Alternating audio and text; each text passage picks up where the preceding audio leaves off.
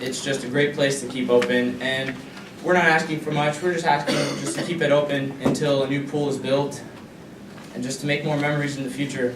That's all I have. Thank you, sir. Who else wants to be heard? George? Yes, sir, on second row, and then in the back, blue shirt here.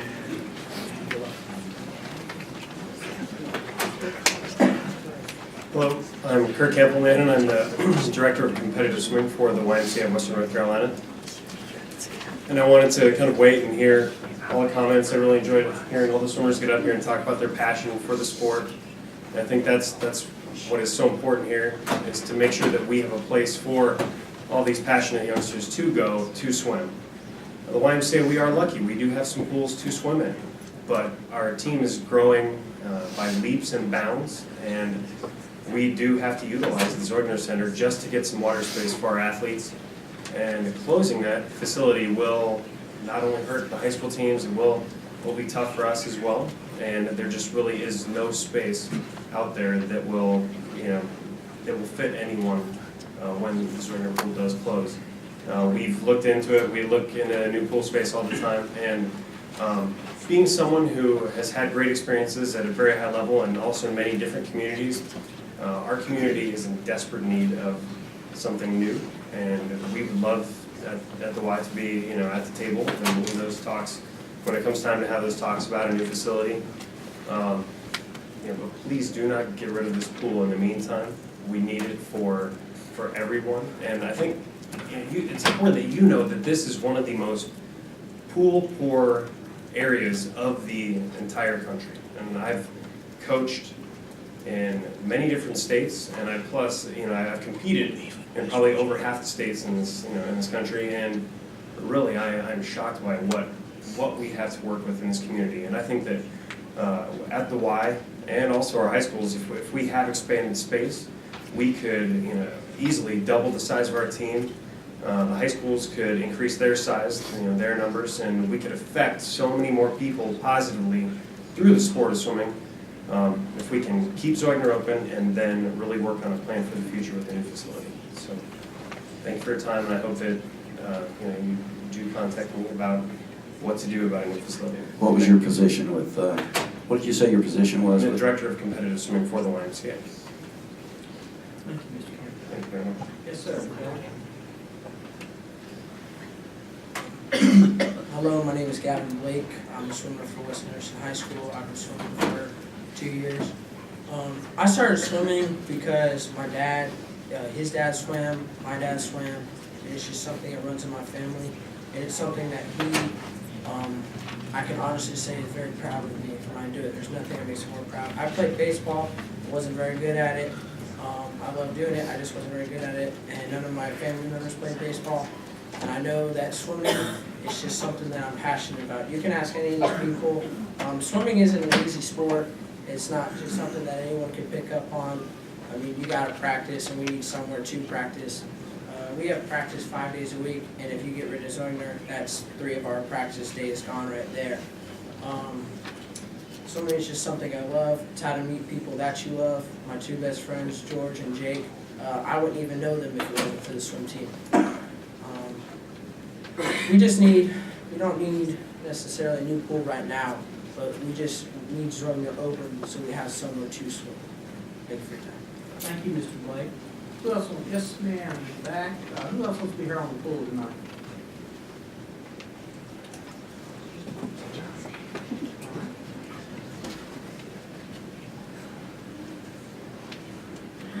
Hi, my name is Sarah Calloway. I am a teacher at Fairview Elementary, and I am a parent of a swimmer. And a lot has been said tonight, but I just wanted to add a few things to it. One of the things that we always strive for and are working towards as an educator is childhood obesity, and it's a very big problem all across the United States. I want you to look at these swimmers. They are in amazing shape. It does amazing things for our children, and I think that's important. And I don't think we've mentioned, we have 3 different schools that practice at Zoidner 5 days a week. We have Henderson, TC, and Reynolds, and to move them to different places would really be an impact, and I think it would be very hard. So I'm for all of them to keep Zoidner open until we get something else to help these children and many others to stay in shape, and I think that that's pretty good. Thank you, Ms. Calloway. Who else wants to be heard? Mr. Rice? Anybody else want to be heard after Mr. Rice? On the floor.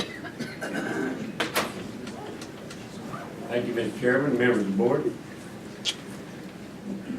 Here stands an old gray-headed fellow, been here all my life. Lived in the Enka district all my life. And I am so proud to say that I've advocated for special kids for 27 years. And they need all the help they can get and all the support, money, and anything else. These children here that's wanting to pool, they need the same as anybody else. And I applaud them for coming out. But I would like to say to the county commissioners, your staff has done a poor job of planning. CRA was formed, and we went through these issues, and these folks that are here tonight would not be here tonight if they'd have been at the CRA meetings and been informed of what you were doing.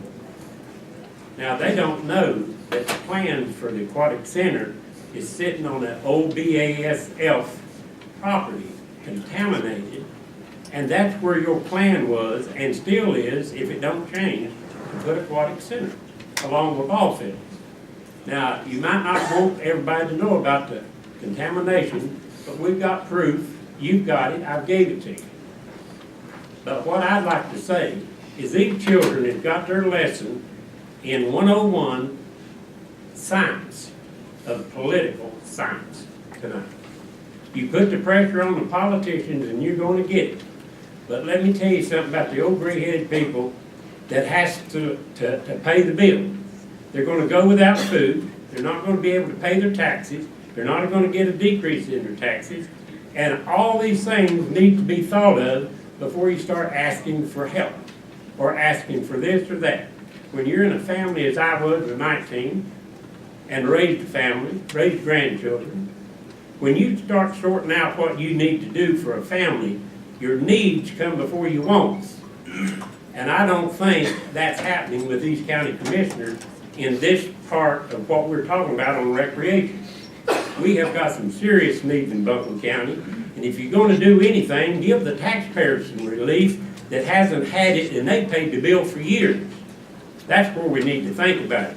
Then when these kids think about their old gray-headed mama, daddy, grandparents, let's think about what they had to suffer through to give you what you got today. But now we're going to have to do away with some of these wants in order to get to the basic needs, and our DSS services is striving to help, and they can't even help because we ain't got enough help and enough money to do it with. Now, that's it for that. One other question I want to leave with you on the dogs. It's all about dogs and cats. Is your shelter in compliance with your new rules? And I want that answer. Thank you. Mr. Rice, who else want to be heard on the floor? Yes, ma'am.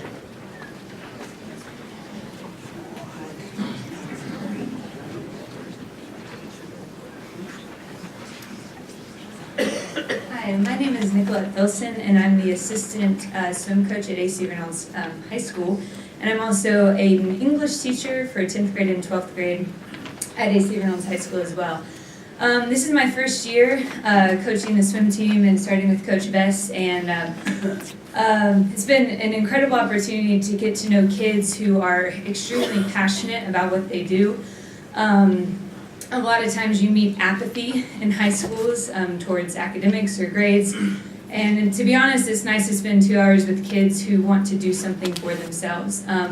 But a lot of people have been up here talking about the, health advantages of swimming and, how great it'd be if we built, an aquatic center. And while all those things are true, I think what we need to get back to is what we started with, and that was the commitment that you made to keep Zeugner open until we found another option.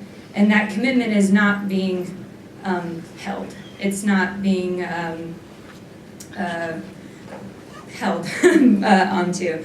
I think that's what the basis of of policy and politics and democracy is about, that you have made a verbal agreement, and it needs to be abided by. In terms of alternatives and sending these kids to other pools and finding alternative solutions, well, maybe we could send them to you at UNCA or other different schools. You also have to think about time. I mean, these kids wake up at 6:30, 7 a.m. to go to school. By the time my kids are done with practice, they've hit about a 12-hour day of working in school and at their sport. And on top of West Henderson High School, who gets home at probably around 10. Their practice goes till 9:30. And if you move these schools outside of a place that is already available to them, you have to think about what message you're sending to them. You're not that important. Your sport doesn't matter that much, but they are important, and their sport does matter a lot, if you haven't noticed. And so you have to also think about if fitting them into a block of time at 8 or 9 or 10 p.m. at night after their school day, what is that going to tell them about the things that they feel passionately about? And so I'll end by just saying, you made a commitment to keep Zeugner open until you built a new facility, and that is what you should do, because it's what you promised. Thanks. Thank you. Who wants to speak next? Anybody? Curtain there? Okay, well, we are not going to take any action tonight. I appreciate all the swim community and the interested people coming and talking to us. This was your time to give us information. As Dr. Green said, we're in pretty heavy, active negotiations to see partners, funding, see what we're going to do. And I appreciate you taking time. If the swimmers, you're welcome to stay for the whole meeting. If the swimmers want to go now, I'll give you an opportunity to get up and go. You're welcome to stay. 5 minutes.